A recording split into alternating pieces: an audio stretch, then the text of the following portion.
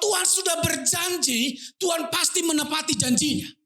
Tuhan tidak pernah ingkar janji. Manusia bisa ingkar janji.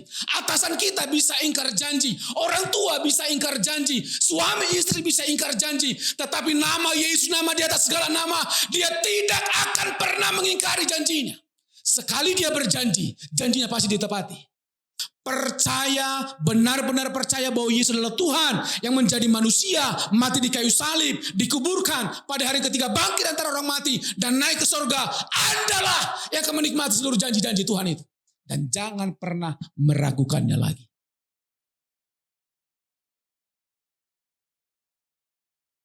Our Father in Thank you, Lord, in the name of Jesus. help me please for today. Bless our family. Amen.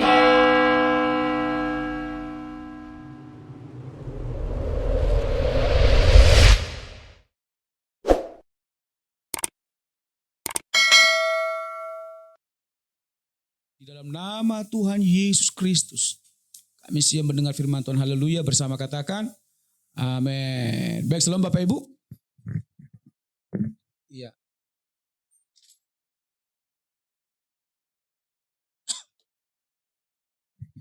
Ini kita masih suasana Paskah ya.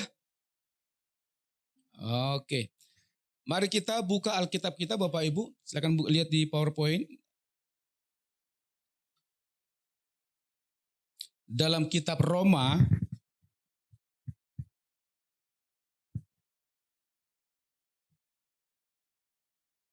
pasal yang keempat ayat yang ke-18 sampai ayat yang ke-21.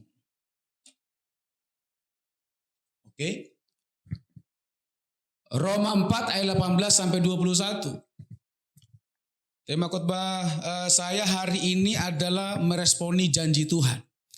Bapak Ibu, di bulan-bulan ini, di minggu-minggu ini, minggu Paskah, saya mau memberitahukan, saya mau mengingatkan kita bahwa di dalam Alkitab kita ini adalah janji-janji Tuhan.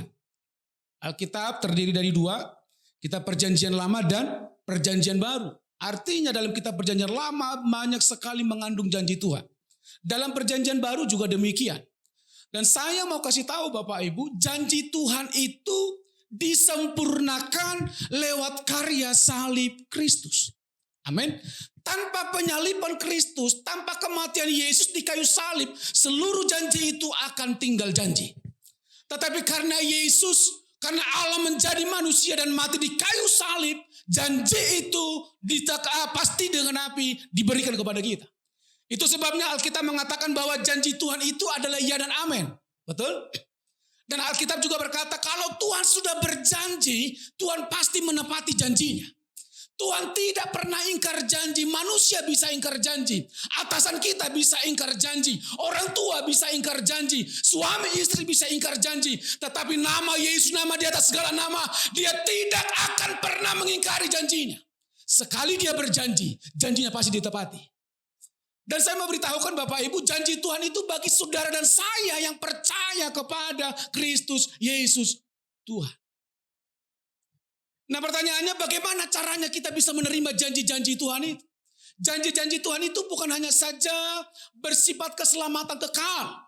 Janji Tuhan itu juga masih berlaku ketika kita masih berada di muka bumi. Amin. Janji Tuhan itu berlaku juga untuk masa yang akan datang, masa depan dan lain sebagainya. Itu sebabnya Bapak Ibu, saya rindu mengajak kita bersama-sama bagaimana caranya supaya kita bisa menerima setiap janji-janji Tuhan itu.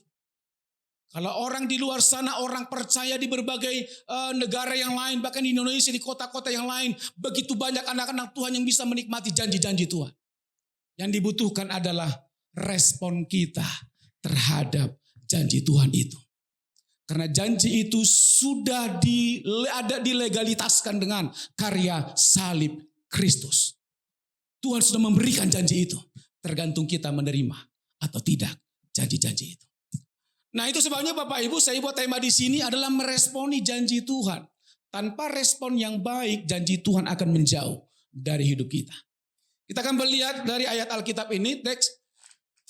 Dalam Roma 4 ayat yang ke-18 dikatakan, sebab sekalipun tidak ada dasar untuk berharap, namun Abraham Abraham berharap juga dan percaya bahwa ia akan menjadi bapa banyak bangsa. Menurut yang telah difirmankan, demikianlah banyaknya nanti keturunanmu. Jelas ya?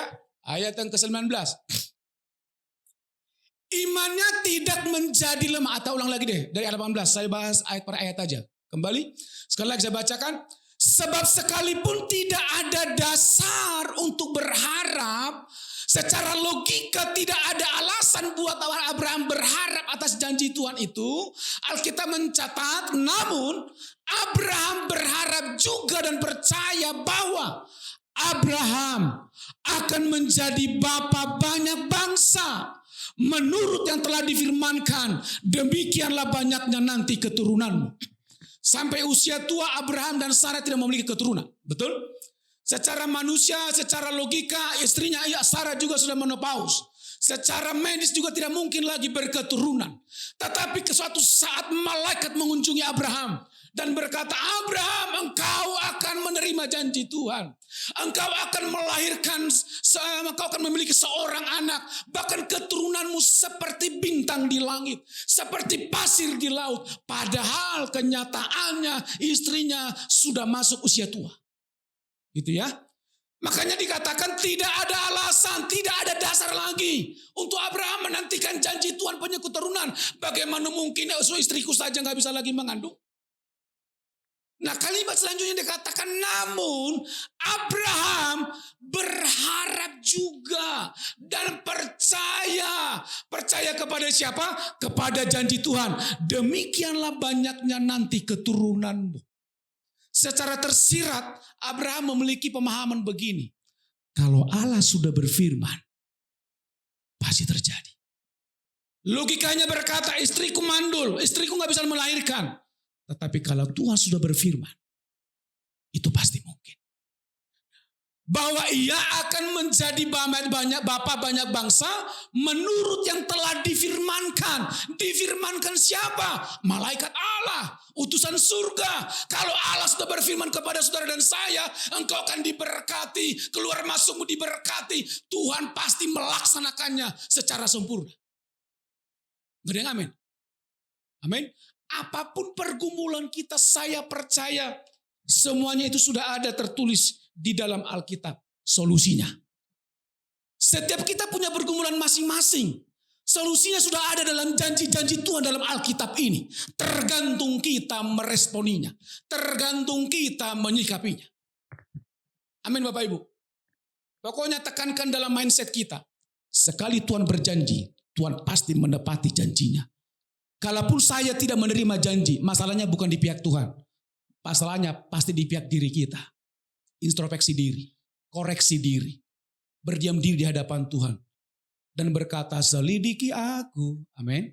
Lihat hatiku, apakah masih ada kesalahan di hatiku, di hidupku Tuhan. Sehingga janjimu belum digenapi sudah 10 tahun, 20 tahun dan lain sebagainya. Itu yang pertama. Yang kedua, kalaupun memang belum digenapi janji Tuhan itu. Mungkin saja itu Tuhan izinkan terjadi.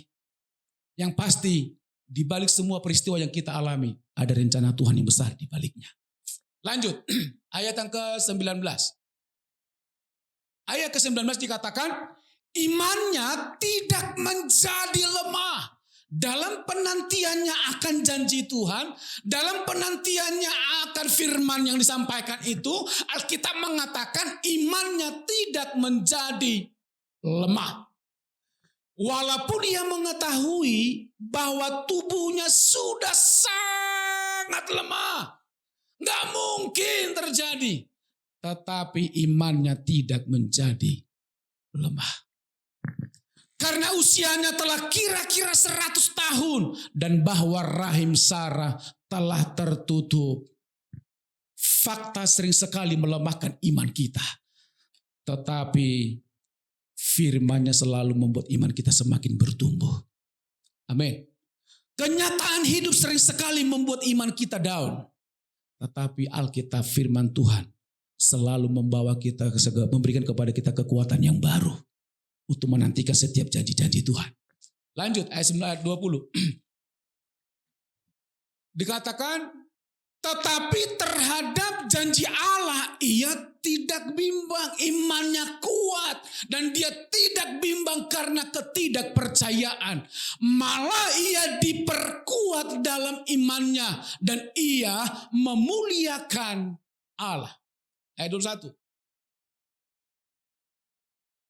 Dengan penuh keyakinan bahwa Allah berkuasa untuk melaksanakan apa yang telah ia janjikan. Masih ada lanjut gak ya? 22. Oh masih ada. Perhatikan Bapak Ibu. Salah satu poinnya juga buat kita hari ini. Karena itu hal ini diperhitungkan kepada Abraham sebagai kebenaran. Lanjut. Ayat 23. Perhatikan.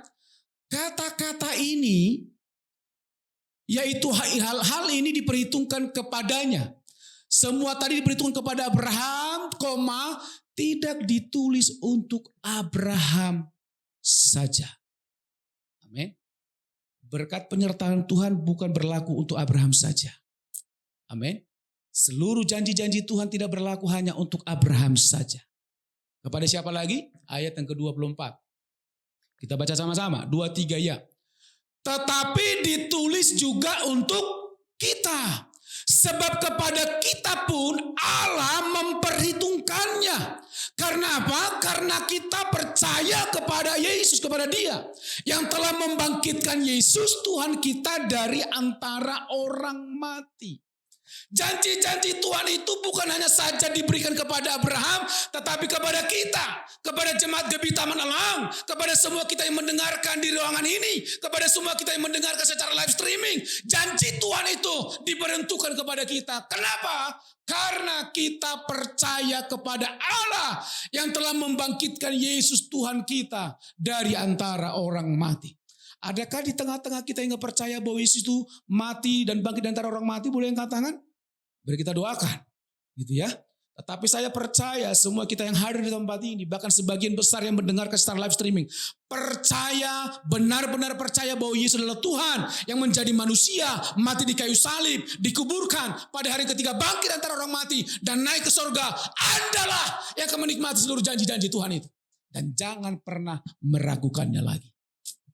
Amin. Coba lirik kiri kananmu sambil tunjuk, gak usah kena gitu ya. Janji Tuhan itu untukmu, ingat itu. Oke. Nah kita lihat bagaimana respon kita terhadap menerima janji Tuhan, terhadap janji Tuhan. Yang pertama, lanjut. Langsung ke PowerPoint saja, lanjut. Ini tadi sudah kita baca, oke. Yang pertama adalah apa Bapak Ibu? Buang kebimbangan kita. Dalam Roma 4 ayat 20 dalam pembacaan kita dikatakan begini. Tetapi terhadap janji Allah yang tidak mungkin itu, Abraham tidak bimbang karena ketidakpercayaan. Malah ia diperkuat dalam imannya. Dan ia memuliakan Allah. Kebimbangan, keraguan, kekhawatiran. Saya mau pastikan kita, hal inilah yang menghalangi seluruh janji Tuhan digenapi atas kehidupan kita. Bapak Ibu, buat Abraham janji Tuhan itu bukan hanya saja penyertaannya. Amin. Janji Tuhan buat Abraham itu bukan hanya saja berkat-berkat jasmani, berkat-berkat rohani. Tetapi Alkitab mengatakan ketika malaikat Allah mengunjungi Abraham, aku akan memberkati engkau dan aku akan menjadikan engkau menjadi apa? Menjadi berkat. Jadi janji Tuhan itu bukan untuk diri kita sendiri, tetapi kita harus pastikan ketika kita diberkati, itu untuk memberkati banyak orang lain. Anda diselamatkan untuk menyelamatkan orang lain. Amin. Anda dipulihkan untuk memulihkan orang lain. Anda dilepaskan untuk melepaskan orang lain dari segala keterikatan apapun. Amin Bapak Ibu. Jadi katakan, ia tidak bimbang karena ketidakpercayaan. Malah ia diperkuat dalam imannya. Dia percaya dia akan diberkati. Abraham percaya bahwa dia akan memberkati banyak orang. Dan ketika Abraham semasa hidupnya, banyak bangsa, banyak negeri yang percaya kepada Allahnya, yang dipercayainya, yang disembahnya. Amin Bapak Ibu. Kebimbangan, keraguan, kekhawatiran menghalangi janji Tuhan atas hidup kita. Apalagi di tengah-tengah situasi kondisi pandemi seperti sekarang ini. Bapak Ibu 1 tahun sudah berlalu, kita lalui masa-masa yang sukar ini. Tetapi kalau sampai hari ini kita bisa ada sebagaimana hari ini, saya mau katakan sesungguhnya janji Tuhan sedang digenapi atas hidup kita. So, untuk apalagi kita ragu untuk masa yang akan datang. Amin. Kalau masa-masa yang sukar 1 tahun ini seluruh dunia mengalami, kita bisa lalui sampai hari ini. Itu berarti besok pemeliharaan Tuhan masih tersedia. Amin. Lusa berkat Tuhan masih tersedia. Apalagi tahun depan kebutuhan kita pasti Tuhan cukupkan segala sesuatunya. Kalau di masa lalu Tuhan sudah memberikan pertolongan yang ajaib, penyertaannya atas hidup kita. Yakinkan, pastikan, percayai mulai hari ini, besok lusa. Sampai kita mengembuskan napas yang terakhir. Penyertaan Tuhan tidak akan pernah lepas dari kehidupan kita. Buang kebimbangan. Ketika Yesus berjalan di atas air, murid-muridnya diombang-ambingkan oleh gelombang badai. Ketika Yesus berkata, ini aku, jangan takut.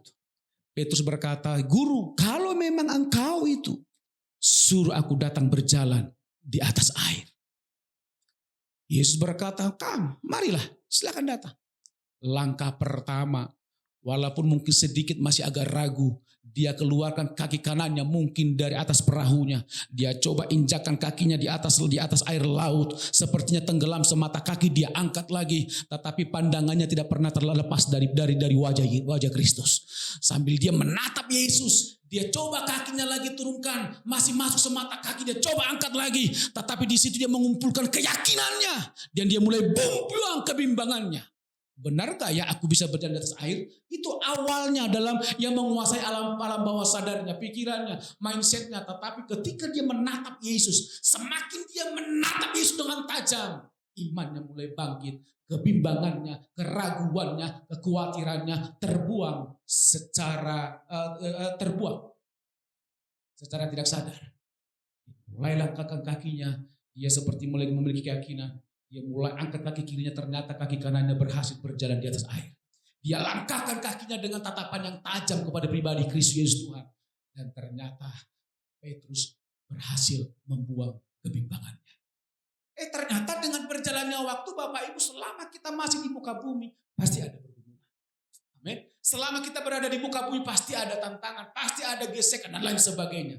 Disitulah kita harus mempertaruhkan iman kita kepada Kristus Yesus Tuhan. Petrus pada waktu itu dia izinkan angin badai tiupan itu mulai merasuk pikirannya.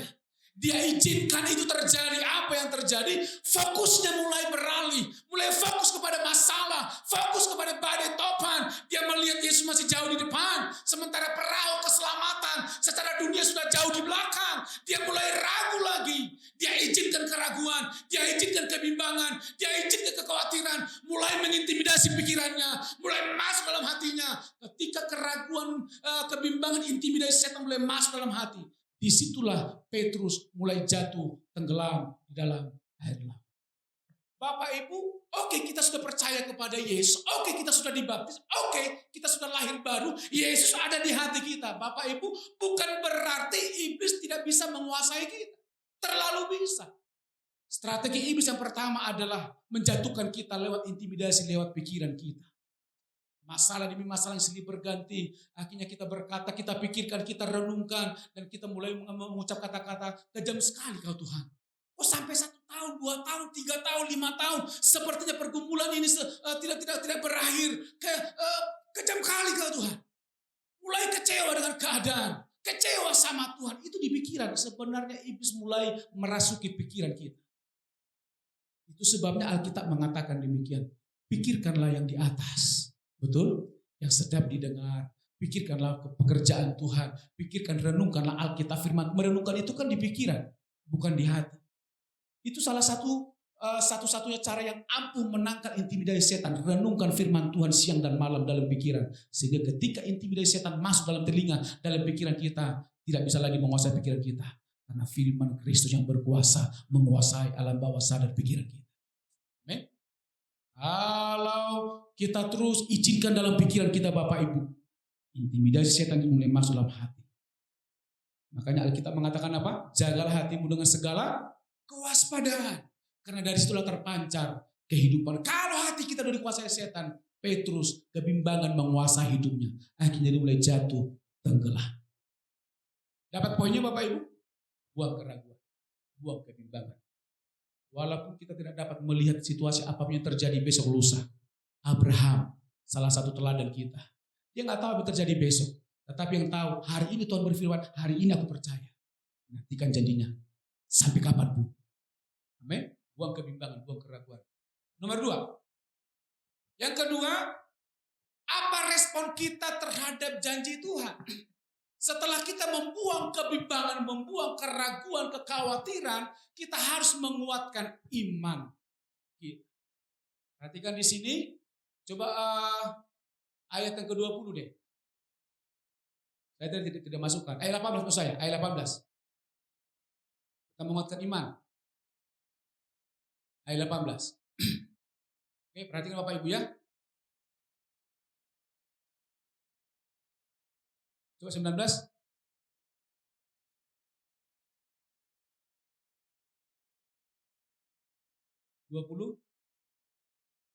Ada satu ayat yang menjadi rema. Ayat 20.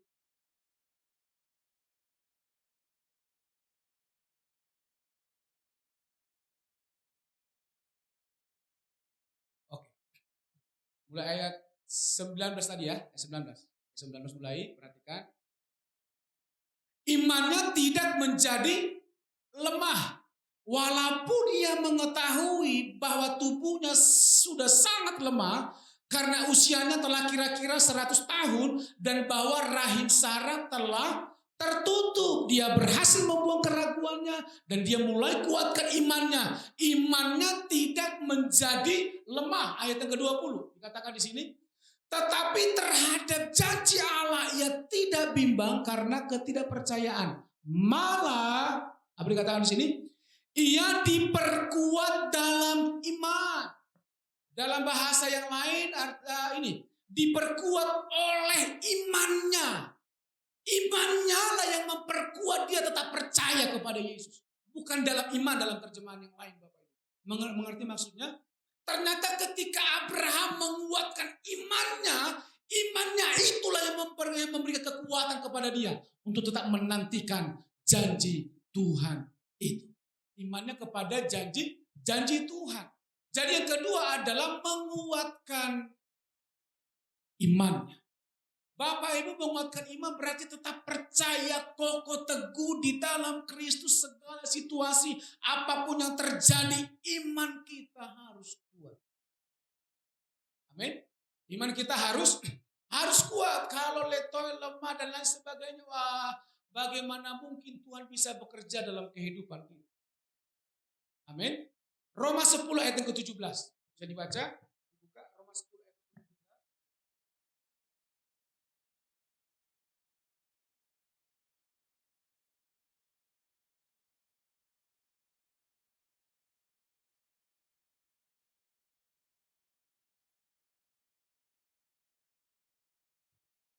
Kita baca sama-sama.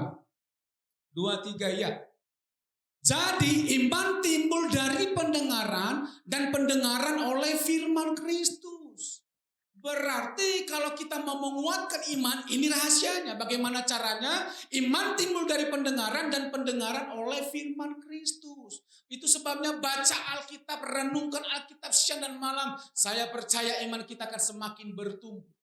Amin. Satu kali Bapak Ibu ketika Yesus ada di muka bumi dalam pelayanannya, dalam perjalanan pelayanannya Bapak Ibu, ternyata ada seorang perwira di Kapernaum, hambanya sedang sakit. Dan dia datang menjumpai Yesus dan berkata, Yesus, Guru, hambaku sedang sakit di rumah. Tolong sembuhkan. Yesus berkata demikian, tenang saja. Aku akan datang ke rumahmu. Perwira ini berkata, padahal perwira ini bukan orang Israel, bukan orang Yahudi, bukan anak Tuhan. Dia berkata, Guru, gak usah datang ke rumahku. Bukan berarti karena rumahnya jelek, seorang perwira pasti punya fasilitas dari negara, betul? Dan dia sebenarnya bukan karena gengsi dan lain sebagainya, bukan. Tetapi perwira ini memberikan pelajaran yang cukup berarti dalam kehidupan kita orang percaya. Dia berkata dia bukan orang Yahudi, dia bukan menyembah Allah Yahweh, dia bukan anak Tuhan, tetapi dia berkata kepada Yesus berkata begini, Guru, cukup sepatah kata saja engkau ucapkan dari tempat ini. Hambaku pasti sembuh. Yesus berkata, aku belum pernah mendapatkan iman sebesar ini. Orang yang tidak percaya, orang bukan Yahudi, dia percaya kepada perkataan Yesus yang mampu menyembuhkan, yang mampu menghiburkan, yang mampu menguatkan. Apatah lagi kita, apalagi sudah nenek moyang kita Kristen dari dulu percaya kepada Yesus. Seharusnya iman kita lebih bertumbuh daripada mereka, daripada perwira ini. Ini menjadi teguran juga buat kita Bapak Ibu. Kuatkan iman kita. Baca Alkitab setiap hari supaya janji-janji tapi atas seluruh kehidupan kita. Satu kali wanita sakit pendarahan selama 12 tahun. Bayangkan saja Bapak Ibu 12 tahun pendarahan setiap hari. Bapak Ibu bisa bayangkan seperti apa bodinya, badannya, tubuhnya. Mungkin saja sudah kurus teking sekali Bapak Ibu. Dan dia harus alami itu bertahun-tahun, berminggu-minggu, berbulan-bulan, bertahun-tahun dialami selama 12 tahun. Bukan itu saja, Alkitab mencatat bahwa dia telah berobat ke tabib, berbagai tabib, dari tabib yang satu ke tabib yang lain, dari dokter yang satu ke dokter yang lain. Alkitab mencatat bahwa dokter, medis pada waktu itu tidak bisa memberikan kesembuhan buat wanita yang sakit pendarahan itu.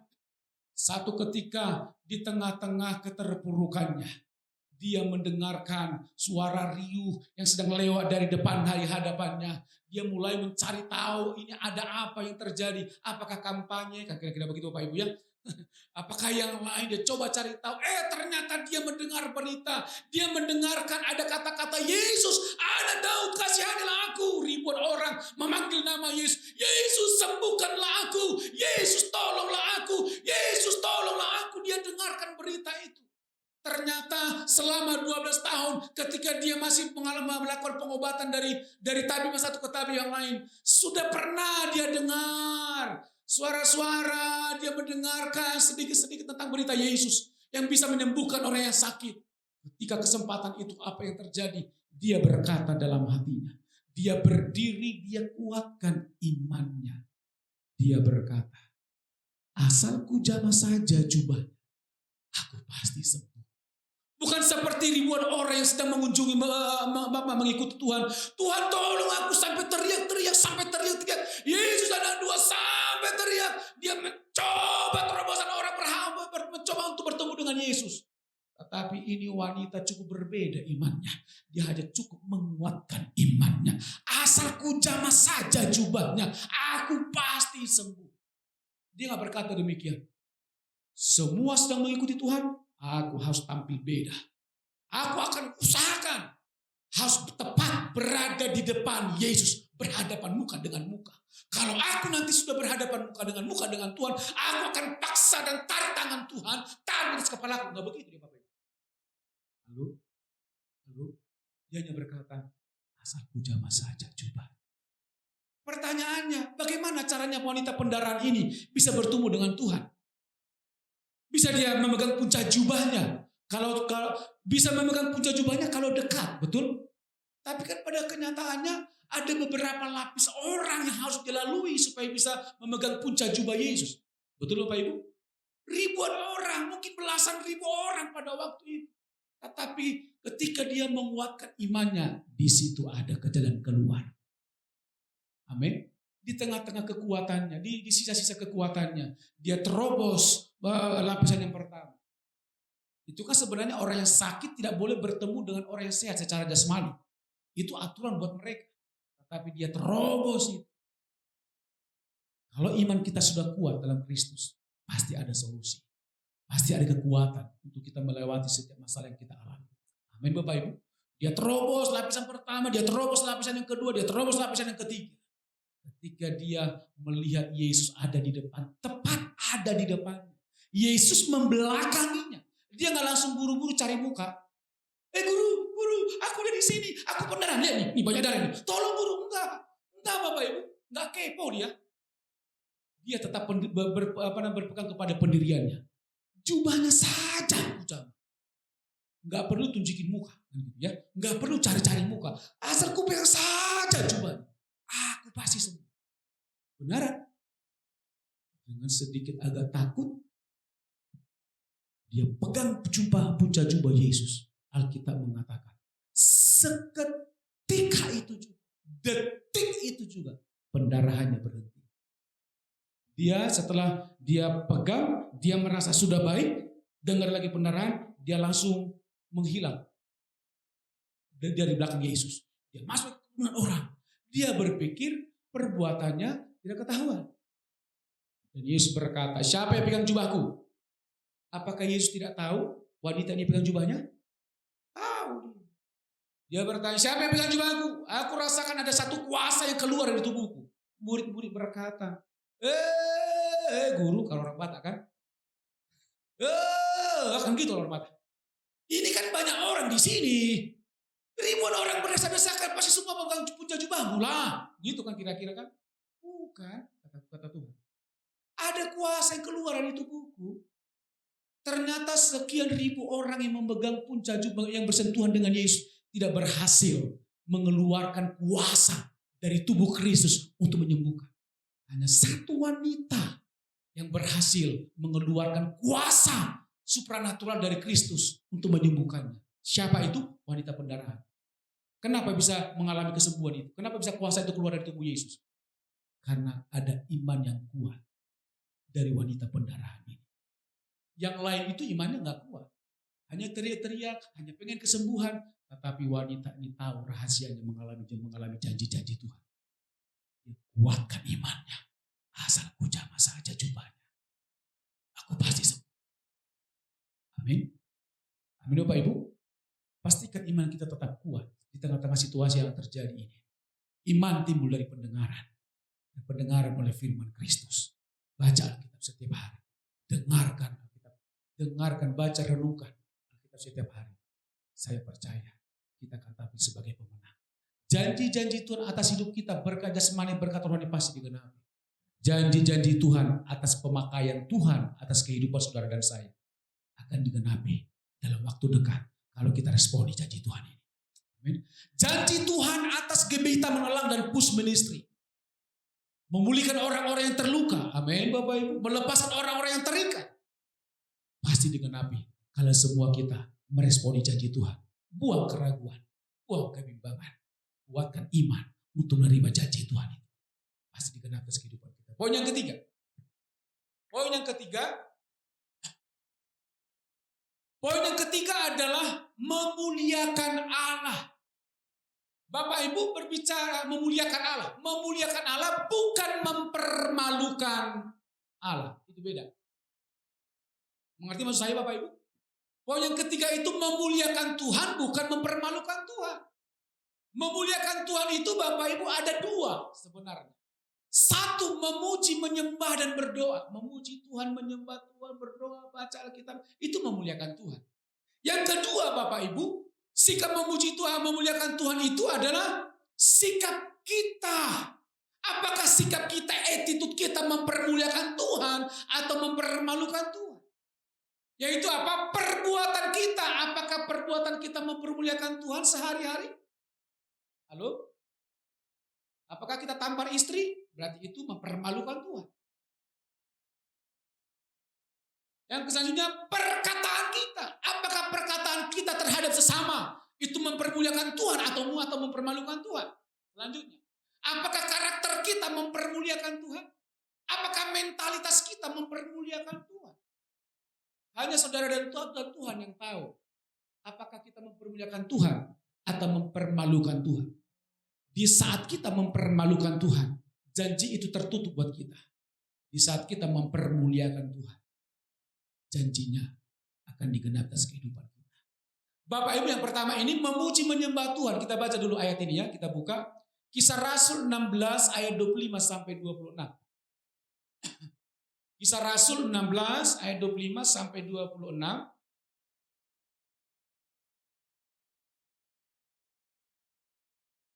Kita baca sama-sama. 2, 3, ya. Tetapi kira-kira tengah malam Paulus dan Silas berdoa dan menyanyikan puji-pujian kepada Allah, dan orang-orang hukuman lain mendengarkan mereka. Kalau kita melihat ayat-ayat sebelumnya Bapak Ibu, Paulus dan Silas ini ketika mereka memberitakan Injil, mereka dipenjara.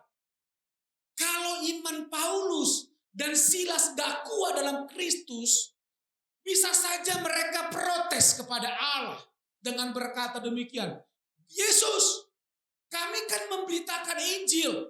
Banyak orang yang disembuhkan, banyak orang yang telah dibaptis, banyak orang yang telah dipulihkan, banyak orang yang telah menerima Yesus sebagai Tuhan mereka. Kenapa justru ketika kami beritakan Injil, kami ditangkap, dipenjara? Maksudmu apanya Tuhan? Gitu kan kalau orang Batak bilang. Ditantang Tuhan itu. Kalau iman mereka tidak kuat dalam Kristus, pasti protes aja kerjanya. Tapi karena iman mereka kuat dalam Kristus, apa yang terjadi? Justru ketika memberitakan Injil mereka ditangkap. Tak sedikit pun kata-kata yang keluar dari bibir mulut mereka mempersalahkan Tuhan.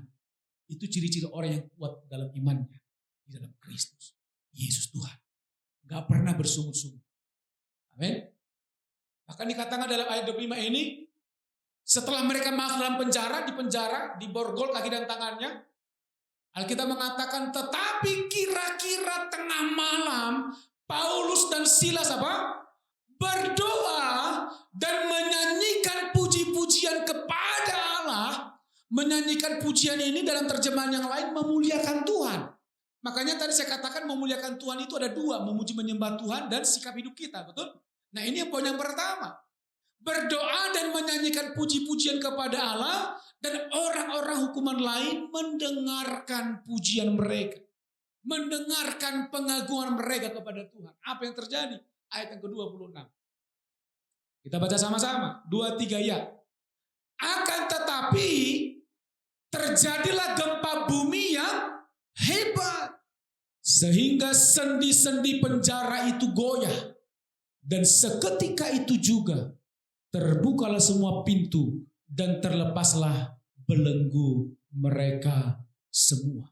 Karena memuliakan Tuhan. Ketika mereka ditekan, ketika mereka ditangkap, ketika harapan tidak sesuai dengan kenyataan, mereka berpikir habislah hidup kita di tengah-tengah dalam penjara, nggak bisa lagi pelayanan, nggak bisa lagi beritakan Injil. Hidup mereka tertekan, hidup mereka tertindas. Tak sedikit pun kata-kata yang keluar dari bibir mulut mereka untuk mempersalahkan Tuhan.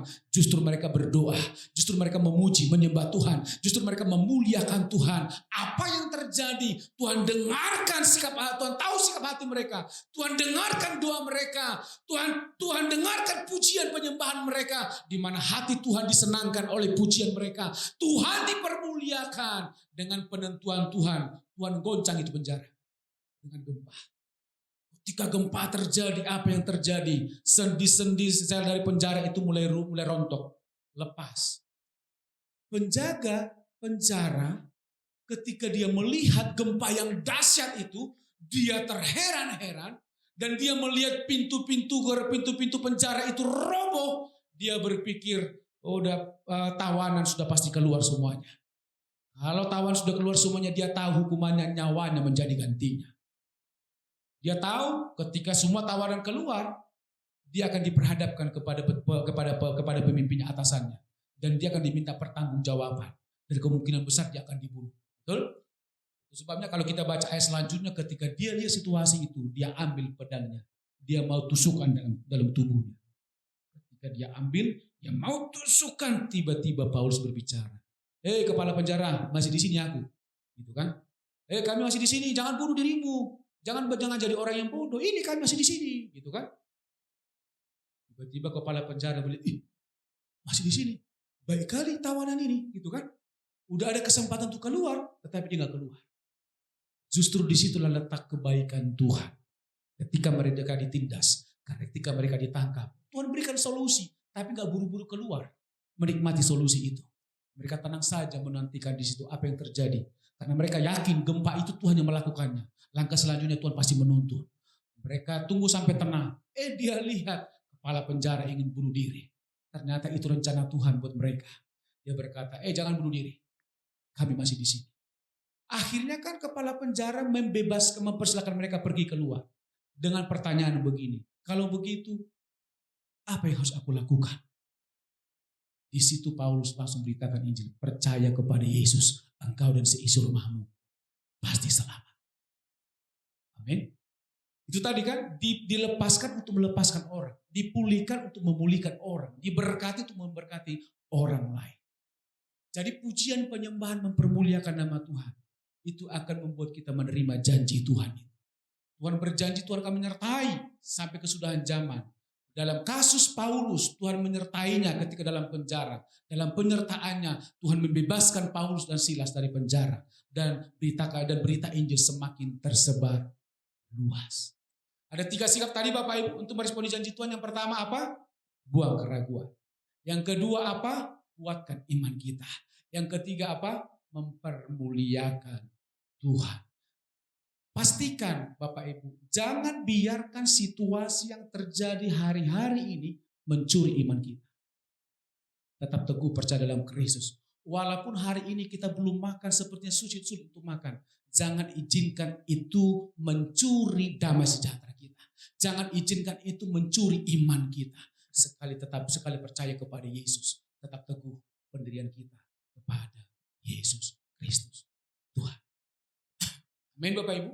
Hari ini saya saksikan mengenai rumah Bapak Ibu ya. Yang lalu kan masih Pak John menyaksikan. Saya pikir saya juga perlu saksikan juga ya. Nah waktu lalu memang waktu Pak John saksikan itu terkait dengan firman ini. Waktu itu belum tanda tangan AJB. Ya, sebelum AJB saya cerita ke Pak John, Pak, 2 babe dijawab, bertahun-tahun berdoa untuk rumah buat para pekerja dan lain sebagainya. Ini sudah ada tanda-tanda. Ternyata Pak John meresponinya sangat luar biasa, antusias, doa-doanya dijawab, kan kira-kira begitu ya. Pekerja dan sebagainya diberkati Tuhan, sangat senang lah. Itu salah satu pemimpin yang benar-benar memperhatikan pelayan-pelayan gitu ya. Nah, sampai semangatnya disaksikan. Sampai di bawah kami bilang, AJB belum loh. Kenapa harus saksikan? Tenang saja. Pokoknya kalau Tuhan sudah bekerja secara pasti sempurna terjadi. Ya. Nah, waktu lalu kan kami kan jualan semuanya, bawang dan sebagainya. Memang ya cukuplah untuk makan, tapi untuk beli rumah 10 tahun belum tentu bisa beli rumah. Gitu ya. Satu ketika Tuhan berkata kepada istri saya, stop anakku, berhenti jualan. Kembali pikiran manusia, mengingat situasi pandemi. Itu kan mengingat, memperhatikan, mau makan apa kita nanti gitu ya, menimbang, gimana nanti ya, makan besok gimana ya, kebutuhan besok gimana ya, memutuskan, karena Tuhan sudah berfirman, seperti Abraham, aku tetap percaya kepada firman Tuhan, aku buang keraguan untuk makan esok, aku buang keraguan untuk bulan uang kuliah, uang sekolah anak-anak, aku buang keraguan makan minum untuk besok, lusa, tahun depan dan sebagainya, kalau Tuhan sudah berfirman, aku kuatkan imanku, kami kuatkan iman kami. Kami nggak terpikirkan lagi untuk masalah rumah. Karena kondisi seperti ini boro-boro bikin rumah, betul? Pikiran perut yang sejengkal ini menjadi perjuangan dalam situasi pandemi seperti ini. Dan kami berkata kami kuatkan iman kami Tuhan. Dan kami mulai memuliakan Allah. 3 poin tadi kan? Buang keraguan, menguatkan iman, memuliakan Allah.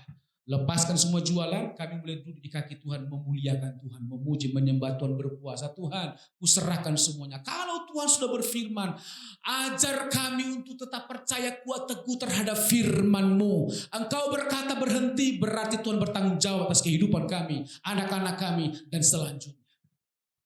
Ternyata kami memperhatikan bagaimana Tuhan bekerja. Tuhan mempertemukan dengan orang yang butuh pemulihan. Sekarang saya baru tahu. Kenapa Tuhan berkata berhenti anakku?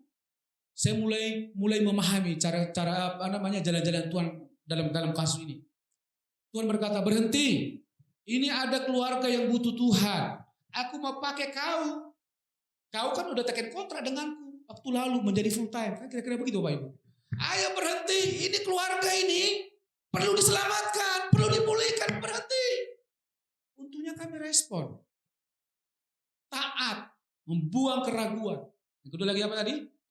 Saya sengaja ulang-ulang bernancap gitu ya. Buang keraguan, kuatkan iman, mulai mempermuliakan Tuhan. Akhirnya Tuhan pertemukan dengan keluarga ini. Ketika dipertemukan dengan keluarga, kita doa pulih semuanya Bapak Ibu. Hanya beberapa bulan ya. Memang itu anugerah Tuhan buat mereka.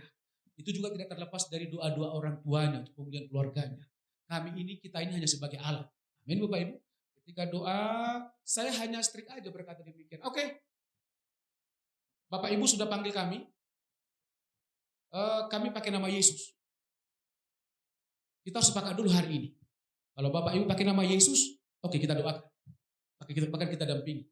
Tapi kalau masih pakai dukun dan lain sebagainya, oh kami akan mundur, kami pulang. Memang keluarga ini sedikit berpikir, mana ya? Tapi saya ulang lagi, mana sepakat pakai nama Yesus memulihkan ini? Sepakat. Oke, sepakat. Ketika dia katakan sepakat, wah, Tuhan bukakan semua, Tuhan bongkar semua perdukunan dan sebagainya. Tuhan pulihkan Bapak. Ketika Tuhan pulihkan, ternyata disitulah Tuhan tahu kebutuhan kita. Dan mereka berkata, karena kami sudah dipulihkan, izinkanlah, terimalah kami memberikan rumah buat Bapak dan Ibu. Bermohon memberikannya. Rumah tidak jadi pikiran kita lagi. Pikiran kita adalah uang kuliah anak, uang sekolah anak-anak, kebutuhan sehari-hari, dan lain sebagainya. Ternyata Tuhan sudah jauh memikirkan untuk tempat tinggal. Amin Bapak Ibu. Nah, ini rumah ini dikasih secara cash Bapak Ibu. Dalam situasi kondisi seperti ini, orang-orang malah jual aset. Betul? Ketika kami tanda tangan pertama di notaris kasih DP di kantor agen, penjualnya datang.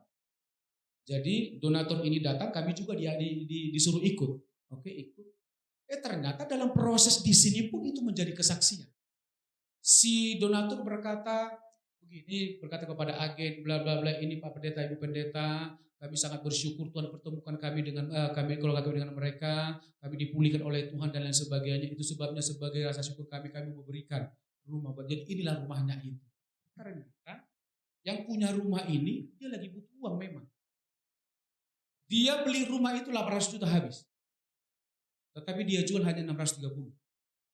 Dia berkata begini, Bu, ketika saya dengarkan dari kata-kata Ibu, di dalam situasi kondisi seperti ini memberkatkan rumah buat Pak Pendeta, saya sangat diberkati. Baru saya yakinlah, memang kalau memang udah ininya berkatku, walaupun hilang 100 berapa itu, kan 800 juta jadi 630, berarti saya menyadari inilah berkatku. Dan rumah ini memang berkat Pak Pendeta ini. Sekali Tuhan bertindak Bapak Ibu, indah pada waktunya. Ternyata mereka juga diberkati, agennya juga anak Tuhan, mereka juga diberkati oleh Tuhan. Dan sampai hari kami melihat Bapak Ibu, pemeliharaan Tuhan sungguh sempurna. Dari bulan, di saat kami mengambil keputusan untuk tidak jualan, fokus kepada panggilan Tuhan. Dari bulan September kalau tidak salah. Dari bulan September sampai hari ini, kami itu hanya beli sayur. Beras ada yang kasih berkat. Ikan laut semuanya ada yang kasih berkat. Cukup untuk seminggu, setiap minggu. Senin dikasih, contoh Senin dikasih, cukup untuk seminggu. Senin dikasih, cukup satu minggu. Bahkan kadang-kadang kita memberkati hamba-hamba Tuhan yang lain. Diberkati untuk memberkati. Nah, setelah selesai semuanya itu Bapak Ibu, saya bilang ke Pak John, Pak ini kan Bapak kan udah doakan dari dulu. Berarti Bapak juga harus doakanlah rumah itu supaya jadi berkat. Begitu ya. Sampai di sana, waktu doa, saya ingat kata-kata doa Pak John berkata begini, rumah ini rumah mujizat. Ternyata itu rema yang didapatkan Pak John. Dan saya ketika saya dengar itu menjadi rema. Berarti rumah mujizat. Berarti mujizat akan terjadi di Sufarna. Sehingga setiap lidah mengaku bahwa Yesus Tuhan. Amin. Setiap lutut akan bertelut menyembah Yesus Tuhan. Baru Pak John cerita waktu tahun 96. Ya Bu ya, pertama kali ke Jakarta. Di Tomang ya. Tahun 96. Pak John cerita. Pertama sekali dia di Tangerang, di Tomang, di gereja. Dia tidur di sana. 3 hari tidur, tiba-tiba Pak John melihat penguasa Banten datang dari arah Merak sana, melewati daerah Sufarna. Kami dikasih rumah di daerah Sufarna, Bapak Ibu. Sufarna Sutra melewati. Singkat cerita, setelah peristiwa itu Pak John buat pemetaan rohani lah ya. Beberapa hari keliling-keliling sampai ke pasar Kim dan sebagainya. Ternyata Sufarna Sutra itu ada 2.300 hektar, 2.600 hektar yang mereka beli sampai ke Mau. Pak John bilang begini, oke lah, cocok lah, puji Tuhan kalian di sini. Saya langsung kejar, maksudnya apa Be? Ini ada maknanya nih, gitu ya. Lalu Pak John cerita, ternyata ada salah satu tempat yang angker, salah satu tempat yang dipuja-puja di sana di kompleks Sufarna. Saya nggak perlu kasih tahu di tempatnya di mana. Kemarin Pak John cerita, dia bilang begini, ini ada hubungannya dengan penguasa Banten. Dalam hati saya, iya ya, hari-hari hidup kita nggak terlepas dari setan. Waktu Pak John bilang begitu, oh baguslah di sini. Di sini ada begini, ada begini, ada begini. Dulu tas saya begini, penguasa dari sana arah ke sini, dan ada di sini ada hubungannya dengan daerah Suparna Sutra ini. Dan saya bilang begini, ternyata sekali saya berdoa dulu waktu menikah, Tuhan kasih rumah yang angker, ternyata sampai hari Tuhan jawab juga Bapak. Tuhan kasih juga rumah yang angker. Oh Tuhan, ya kuatkanlah kami menjalani visi ini. Amin Bapak Ibu. Waktu kami ke sana, Pak Hendrik juga kemarin kita ajak doa di sana. Sama juga di pintu gerbang klaster kita itu ada genderuwo juga di situ berdiri. Di rumah setelah kita pulang, malamnya kita doa di rumah. Istri saya juga lihat Tuhan bukakan. Di beberapa pintu di samping rumah ada kuntilanak di atas genteng. Waduh memang Tuhan itu baik ya. Sekali kita doakan Tuhan dengarkan sampai kita mengembuskan napas yang terakhir Ternyata saya mulai semakin meyakini memang itulah visi Tuhan buat kita. Tentang dunia persetanan ini. Saya hanya bilang sama Tuhan, kalau dulu waktu kami di Siantar, saya minta rumah yang angker. Tuhan berikan rumah yang angker. Tuhan pulihkan wilayah itu. Saya berdoa Tuhan, berikan kekuatan kepada kami. Berikan hikmat. Berpengurapan mutus bersama dengan kami. Melakukan visi Tuhan atas Suparna Sutra dan sekitarnya. Biarlah pemulihan Tuhan terjadi. Saya berpikir begini ketika merenungkan ayat ini. Abraham diberikan satu keturunan ilahi, diberikan harta benda, diberkati untuk memberkati. Amin. Saya mulai menyadari kalau Tuhan berikan anugerah rumah dalam masa-masa seperti ini, sebenarnya tanggung jawab semakin besar. Kalau Siantar waktu itu hanya satu kelurahan menjadi tanggung jawab kami dalam doa-doa, Pak Heri waktu itu ikut dan sebagainya Bapak Ibu. Ini kan lebih besar lagi kan? Ternyata penguasa Banten gitu ya. Dan itu sebabnya Bapak Ibu tetap doakan kami ketika kami tinggal di Suparna. Biar nama Yesus yang akan ditegakkan. Ternyata waktu kami di sana Bapak Ibu ada beberapa orang yang sudah pernah kami doakan sekitar 5 tahun yang lalu. Dan mereka berkata, Pak Pendeta, Bu Pendeta kita harus bikin lagi doa-doa di sini. Doa pujian penyembahan, doa pujian penyembahan. Oh mantap lah. Gitu ya, setelah Pak John ngomong begitu baru ketemu ternyata ada beberapa orang. Berarti Suparna Sutra harus digoncangkan bagi kemuliaan nama Tuhan. Amin. Jangan takut akan makan dan minum. Bapak Ibu Pak Hendrik ini diam-diam ini banyak berkatnya. Tapi berkatnya dikasih juga orang lain. Saya kaget, seingat saya sudah 3 kali terima berkat dari dia. Alasannya dia pintar juga. Beberapa bulan yang lalu, ini ada berkat, siapa yang kasih? Kalau sama dia saya korek terus. Enggak ada yang kasih. Ini kan kalian juga masih butuh. Udah kalian pegang aja, enggak. Jadi dia punya hikmat begini. Kalau dia bilang sebenarnya sih ada yang kasih berkat buat mereka. Itu cuma untuk mereka. Tapi mereka berdoa sama suami istri dan mereka bilang begini di hatinya, berkati hamba-hamba Tuhan yang lain. Makanya mereka kasih kita hamba-hamba Tuhan. Saya udah terima 3 kali, gitu ya. Saya korek-korek, saya bilang begini, siapa namanya? Enggak perlu tahu. Siapa namanya? Enggak perlu tahu. Ya sudahlah. Yang saya diberkati begini. Situasi begini butuh uang. Betul? Kebutuhan. Ketika mereka diberkati, mereka taat kepada Tuhan. Berkati hamba-hamba Tuhan yang lain. Berkati hamba-hamba Tuhan yang lain. Ternyata sampai hari gak kekurangan mereka. Masih gemuk aja tuh, makin puasa makin gemuk juga kan? Dan saya mulai belajar salah satu sih dari Pak Hendrik ini begitu. Kalau kita diberkati, dengarkan Tuhan bicara. Berkat itu untuk siapa? Apakah memang untuk kita atau untuk orang lain? Kalau kita meyakini itu untuk orang lain, berkatkanlah buat orang lain. Menaburlah masuk. Tapi kalau memang untuk kita, ya untuk kita. Dan kami juga terus belajar dari situ. Dan rumah yang dikasih ini juga kami menyadari bahwa ini menjadi PR yang besar. Setia dalam perkara kecil, maka Tuhan percayakan perkara-perkara yang lebih besar. Dan saya juga melihat bahwa pelayanan kita di sini, Gebeta Malang dan Pus Minister semakin di bawah Tuhan. Tuhan percayakan dalam perkara-perkara yang lebih besar. Dan Bapak Ibu yang sudah ikut SP, mulai kejar Tuhan. Ada hal-hal yang baru yang akan Tuhan kerjakan. Di mana Tuhan akan membawa semua kita naik level yang selanjutnya. Bapak Ibu yang belum SP, daftarkan diri segera. Semoga bulan 7 dimulai lagi kelas di bawah. Ada yang amin? Supaya sama-sama dipakai Tuhan kita. Suparna itu luas loh Bapak Ibu. Sampai 2016 kita sampai ke Mau. Gak cukup 1 orang, 2 orang, 3 orang, 5, 10 orang. Tuhan pakai untuk memulihkan itu. Pastikan semua kita terlibat dalam penuhan yang besar. wilayah Pasar Kemis dan sekitarnya, wilayah Tangerang ini, bahkan sampai ke bangsa-bangsa. Amin. Yang pertama tadi apa? Buang keraguan. Katakan kiri kananmu, buang keraguan saat ini. Pulang dari sini Bapak Ibu, tinggalkan keraguan di ruangan ini. Gak usah takut, Om Yakub pasti aman. Tidak akan pernah keraguannya bertambah-tambah. Karena kita serahkan di hadirat Tuhan. Amin Om. Karena sama-sama menengah keraguan. Kuatkan iman kita. Muliakan Tuhan dari seluruh aspek hidup kita. Berkat Tuhan melimpahi kita. Pemakaian Tuhan nyata dahsyat atas hidup kita. Kita tundukkan kepala kita bersatu dalam